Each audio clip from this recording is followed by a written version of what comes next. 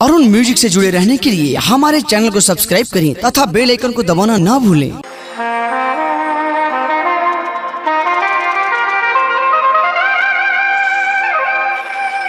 Presented by Arun music.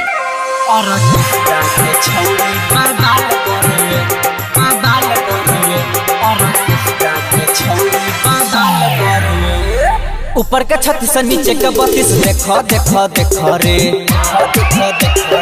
ऊपर का 36 से नीचे का 32 देखो देखो देखो रे। ढूढ़ी ये कर भाई नार बरुए और किस्टा के छौड़ी बाबाल बरुए और किस्टा के छौड़ी बाबाल बरुए। ऊपर का 36 से नीचे का 32 देखो देखो देखो रे। ढूढ़ी ये कर भाई नार बरुए और किस्टा के छौड़ी बाबाल बरुए और किस्टा के छौड़ी बाबाल बरुए। Mix by Rajesh Sahni.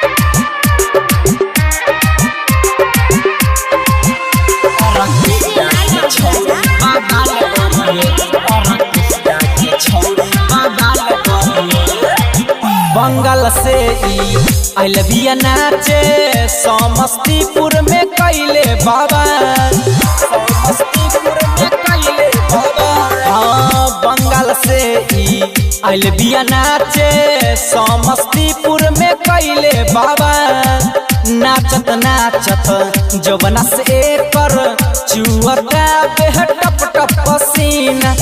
देख में छौड़ी बाबाल बरुए ए भाई और किस्टा के छौड़ी बाबाल बरुए और किस्टा के छौड़ी बाबाल बरुए।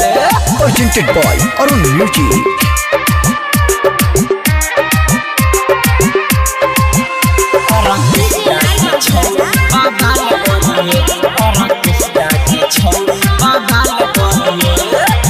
राधे श्याम के मन पगला के मुन्ना प्रेमी के दिल में बसा के।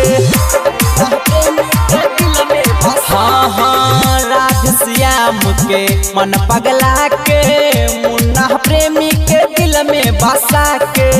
अरुण राजेश चोली में एकरा पैसा धो के मांगता बे। देखे में छौड़ी बाबाल बरुए सुन रे और किस्टा के छौड़ी बाबाल बरुए और किस्टा के छौड़ी बाबाल बरुए। ऊपर का 36 से नीचे का 32 देखो देखो देखो रे। ढूढ़ी ये कर भाई नार बरुए और किस्टा के छौड़ी बाबाल बरुए और किस्टा के छौड़ी बाबाल बरुए।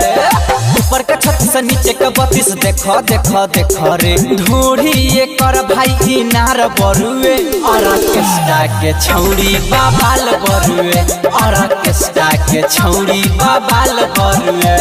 Mix by Arun digital recording studio, Raja Chowk, Vidyapati Dham.